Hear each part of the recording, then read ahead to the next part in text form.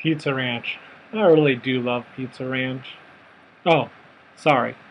Chapter 10, The Rational Consumer, and Chapter 4, The Consumer and Producer Surplus.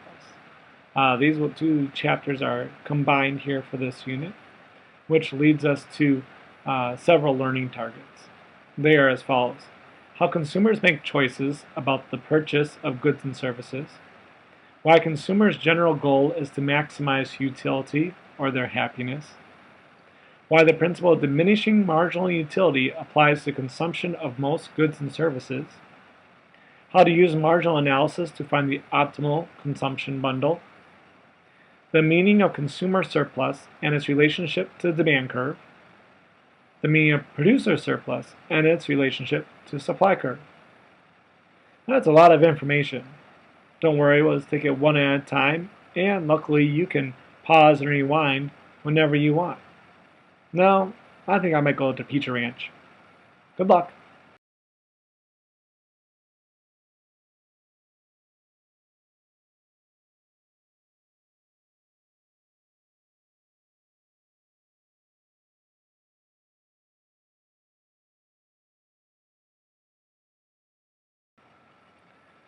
Utility. It's a word that economists use to describe happiness or a level of satisfaction that a consumer gets when they purchase a good.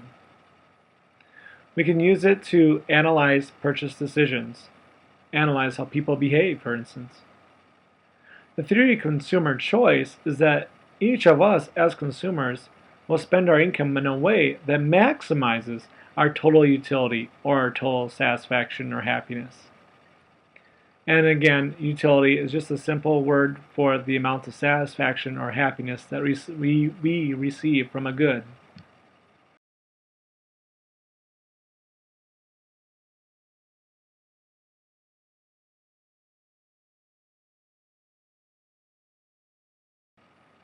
So how many of you have been to Pizza Ranch? Oh, just curious. Last year I got a few people to go out there for their study groups, and I believe there's one in Champlin and one in Elk River. So how nice is that? Well, anyway, on to today's lecture here. It says total versus marginal utility. Total utility is the benefit to us from all of the units of a good purchased. So if I ate a whole pizza at Pizza Ranch, my total satisfaction is if I include all those slices of pizza in that pizza pie that I ate. Marginal utility, though, however, is the benefit of each slice of pizza that I had. So if I had one slice of pizza, how much satisfaction did that give me? Maybe it's 10 utils. Utils is another definition that economists use to describe happiness. So 10 utils of satisfaction. Then I eat another slice of Pizza Ranch. Well, that was pretty good. Maybe it's 9 utils of satisfaction. And the third slice and the fourth slice. And well, heck, it's a buffet, so I'm just going to keep eating. When I get to the 7th or 8th slice, man, that is not tasting very good anymore. My satisfaction is down quite a bit. It might only be 2 utils of satisfaction.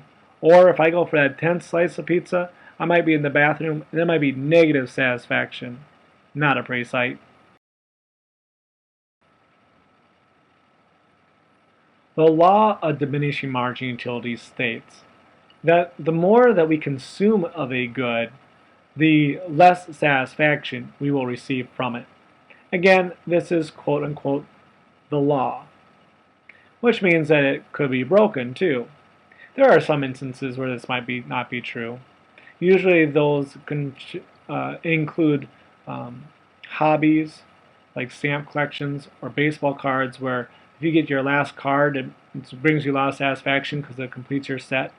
It also might be an addiction, unfortunately, that might break this law.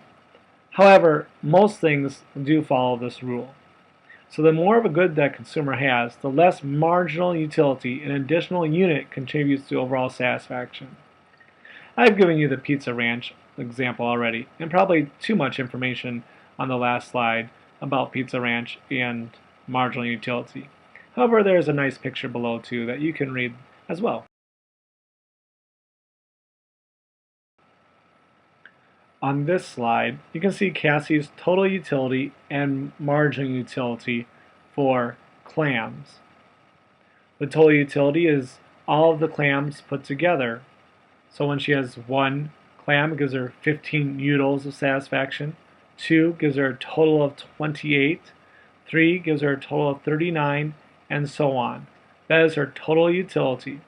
You can see that it is upward sloping and starts to decrease when she's eaten too much.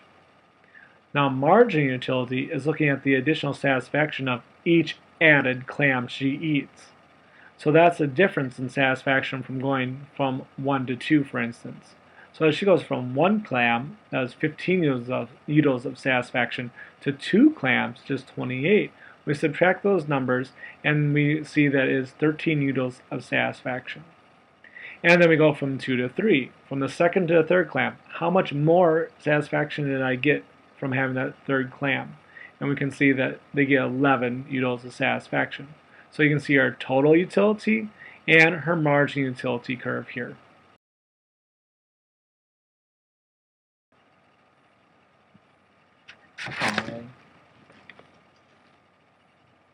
Are the prices at Disneyland goofy? Well, a 1-day ticket costs $63, 2-day tickets only $85, 3-day tickets $109, 4-day $129, 5 days $139.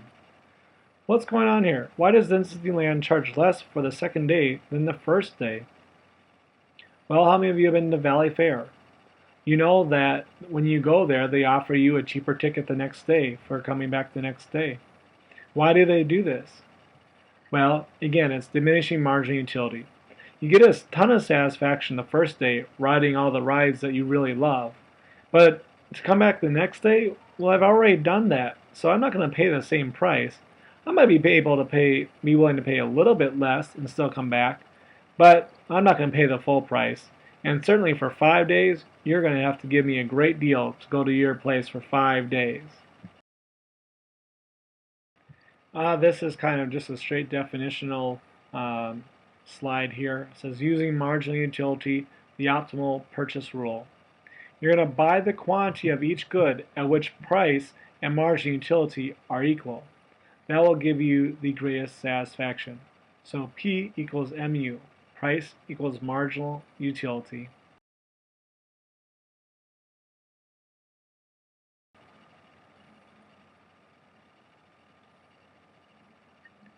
Well, let's look at pizza again. You have total utility and you have marginal utility for each pizza that you buy. The first pizza you buy gives you $15 of total utility. The second, a total of $28 of total utility. A third one, $40 of total utility. What we want to find, though, is the marginal utility. Remember, this is the added satisfaction of each pizza that you eat or that you invite over for friends to eat. So when you go from 0 to 1 pizzas, that's $15 of marginal utility. From 1 to 2 is 28 minus 15, so you have $13 of marginal utility, and so on. Until you get to your fourth pizza, and that gives you a marginal utility of $11.50. If the prices are $11 per pizza, then that's how many pizzas you would want to buy, would be 4 pizzas, because your marginal utility equals $11.50, and the price of pizza is about $11, and so that's where they're closest, and that is where you would maximize your satisfaction. Here's just a simple graph of plotting the points for margin utility. The purpose of this graph is, again, just to show you that the margin utility curve is the reason behind the demand curve. That is why it is downward sloping. You can also see at the point of $11 where our satisfaction level would be, and we wouldn't want to go below that as our margin utility is drastically decreasing. So again, 4 pizzas is about where you'd want to be at. We're at $11 equals about $11.50. That's where you would maximize your satisfaction. More importantly, though, again, this shows us the reason why the demand curve is downward sloping.